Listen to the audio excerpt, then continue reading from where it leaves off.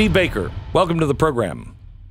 Good to be back, Glenn. Thanks for having me. So I had you on, I think it was last week, and we were talking about the 12,000 hours that you have been promised you're first up to view because you're working on a story for The Blaze, and you have found some pretty shocking things, but you need to verify before you even write this.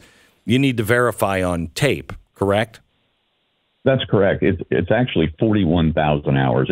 It's roughly, the math is the 41,000 hours by time 1,700 plus cameras that are available in the Capitol campus, and that would be the 24-hour day of January 6th. That's where that 41,000 hour number comes from. So they are going to court today to try to cordon off some of this tape and say you can't see it because of national security. Is that going to prevail, and will that affect you? It's a interesting question because we have, as you know, had limited access. There's only been 5 journalists given access up to this point. The first and most public of those was Tucker Carlson's staff's access. And then Julie Kelly, John Solomon, Joe Hanneman from the Epoch Times, and myself are the only 5 up to this point that we know of who have been given that access. And then there's been a pause button hit, and we were told that the reason why this pause button was hit was because they were developing a new media guideline. This was coming directly from Speaker McCarthy's staff. And with this new guidelines that were going to be published, and this was supposed to be published over a month ago, and then I got a call from a staffer last week who told me very specifically, he said, you were first back in. You were the guy. We know what you're working on. We want this story out, and you're going to be the first one back in under the new guidelines. And they told me that this guidelines was going to be out last Friday. Well, that didn't happen. And so we still haven't seen the guidelines, and I'm wondering if there's not some connection to this new Judicial Watch. It's not a new Judicial Watch filing, by the way. They filed this lawsuit back in February of 21, just a month after January 6th. But the point being is that the Capitol Police themselves do not want people to have access to this video. So that's what's coming up in court today. That's so be a decision that prevents us from getting back in. That is a real problem. This is the people's videotape. This is the people's house, the people's Capitol, and we're not allowed to see the videotape. I don't buy it's not for a reason that is less than dark. So yesterday we had a former Capitol Police officer on with us, and he said nobody knows who Julie Farnam is, and everyone should know. Do you know her, and what can you tell us about her? Julie Farnam was hired by the Capitol Police just October of 2020, so just 3 months before January 6th.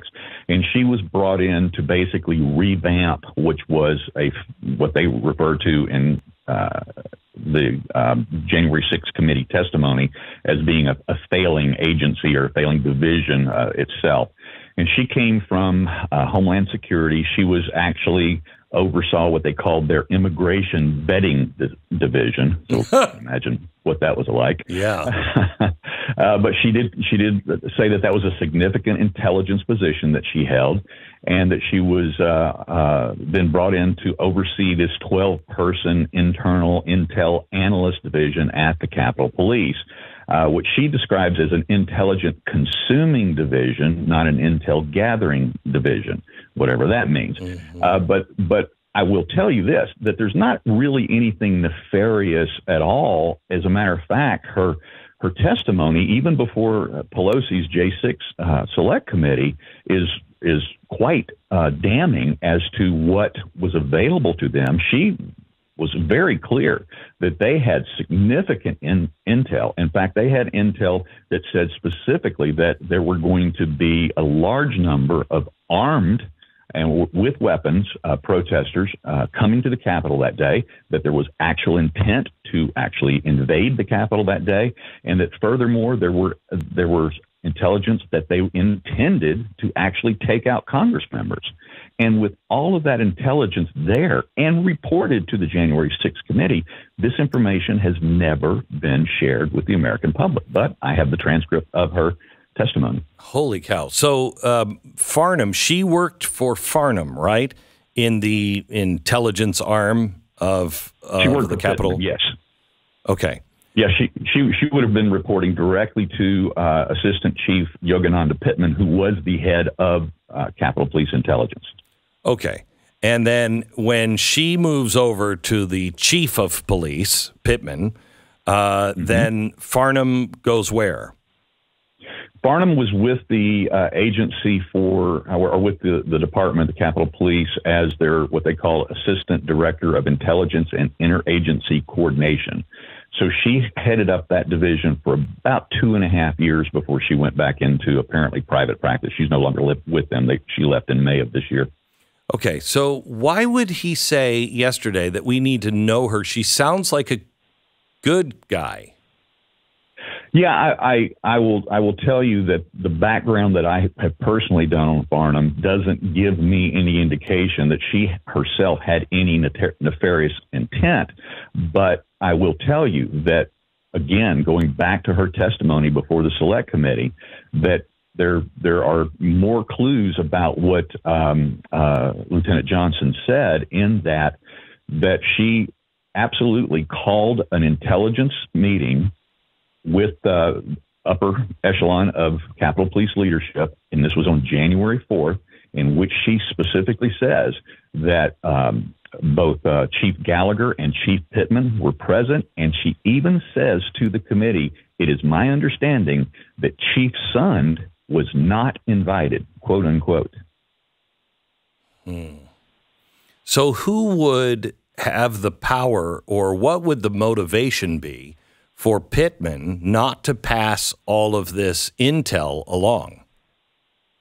Well, what would be the motivation? I mean, we have to, with any type of government operation, we have to start with incompetence. You always start there. And when we're talking about the actual police department administrated by the largest, most incompetent government in the world, it's a fair place to start before you get into malfeasance or malevolence or anything of that sort.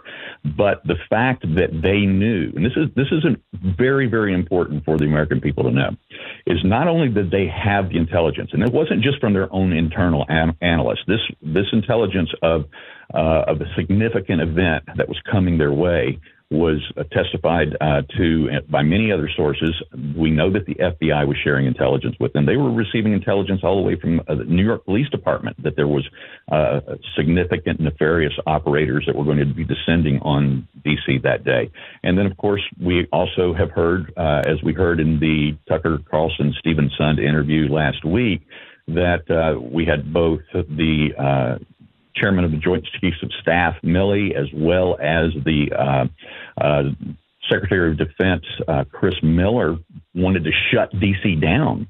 They wanted to cancel all of the permitted events. And this is the other thing that Americans don't know, is that the Capitol Police themselves had issued at least 6 what they call First Amendment protest permits for that day. These were signed off by the Capitol Police, in which they knew that members of Congress were going to be speaking at some of those side stage events on the Capitol property. We're not talking about the big rally that Trump was holding at the Ellipse, but these were events that were scheduled, permitted, legally so, signed off by the Capitol Police leadership, and for some reason, none of that information was ever passed down to their command level officers like Lieutenant Johnson. None of that information was ever shared in their morning roll call briefings that morning. We know from multiple testimonies, both on the record and off the record, with Capitol Police officers, frontline officers, that they knew nothing about what was coming their way that day. We even heard those testimonies in trials.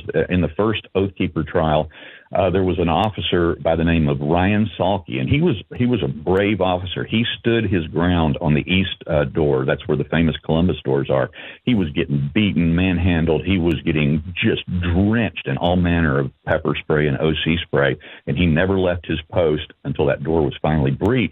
And in that trial, he was asked under cross-examination if he knew about the permitted events on the Capitol grounds that day, and he said no. He said, the only thing I know, and I quote from my own notes because I was there at that trial, he said, I only knew something was happening at the White House. What conclusion do you draw? And are we ever going to get to the end of this? Are we ever going to find out what really happened? What happened to the pipe bombers? What happened? Where is that? Well, exactly. Look, Glenn, I draw the same conclusion as Tucker did in that interview last week. This sounds like a setup, and there's just too many there's too many elements here, too many connective tissues. Correct. Showing that it was for this to be just gross incompetence. And in fact, in Farnam's assessment, one of the last questions that she was asked was this a failure leading up to January 6th? And her answer was very simply this. She said, I don't think it was a failure of intelligence. I think it was a failure to operationalize the intelligence. And of course, she would not have had it was not her position to do and write the morning briefings for those officers that day. Somebody had that information. Obviously, it goes right up to Pittman's office, and she had a briefing with them on the 4th. That information was shared, and for some reason, they did not disseminate that to their officers that day. Do you know what happened with or where we are on the pipe bomb? Is that just over? We're not looking for those men? It's still called an open investigation, which is why in recent hearings on the Hill that they won't answer questions about it because, as you know, they always say, well, that's an open investigation. I can't talk about it. Jeez. But I will tell you this. We know that the pipe bombs themselves were inoperable. They were stunt pieces. They were never intended to go off. They were basically diversionary tactics because the first one was found in the minutes before the first barricade breach at about 12:52 p.m. that day, and then the second was found just after that. And when both of those were found, and you can hear it on the Capitol Police radio comms, which I've heard all of them. I've heard hours and hours of their radio communications. I've read the transcripts. That there is absolutely was chaos in that moment because now the undermanned Capitol Police, which is a whole other story in and of itself, is why a department with almost 2,000 uniformed officers that day only had a couple hundred available on campus at the time. And then they were additionally diverted because those pipe bombs were found at buildings under the purview and the responsibility of the Capitol Police themselves. It is almost like what a terrorist does when they set off a bomb and all the first responders go there and are distracted from what really is going on, or they're blown up at the site. They drag them in. I think these guys with the pipe bombs clearly were dragging the Capitol Police away, so things could get much, much worse. Steve, in your investigation that you're doing, and we don't want to give out any details until you find what you're looking for. You say you have the smoking gun. You just have to get it, and hopefully it's not you're not shut out from it after today's hearing. But how close are you really to being able to prove that this was at least aided and abetted by somebody in our government?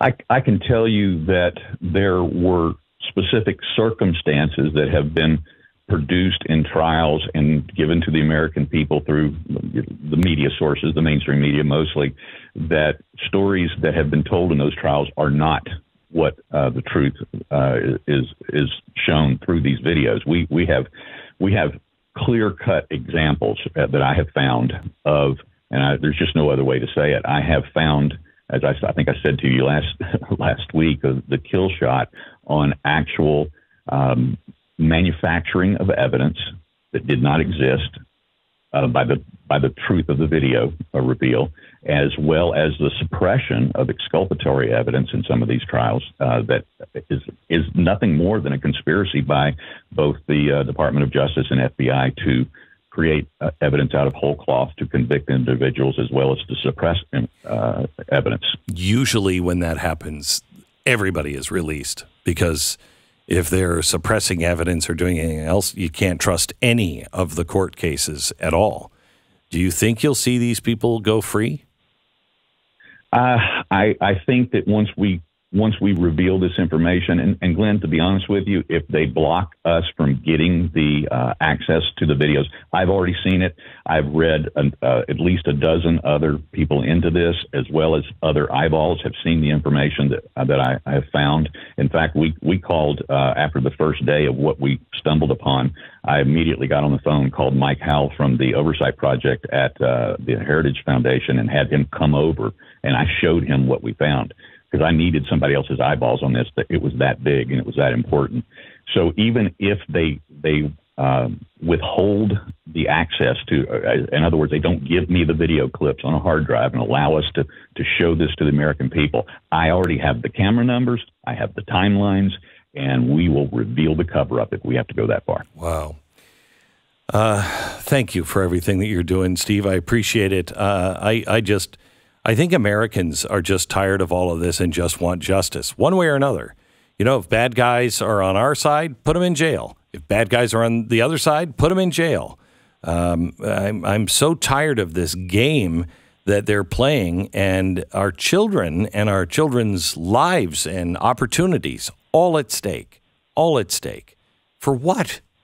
So they can have more power and more money? It's grotesque. Steve, thank you. Thank you, Glenn. Appreciate it. You know, I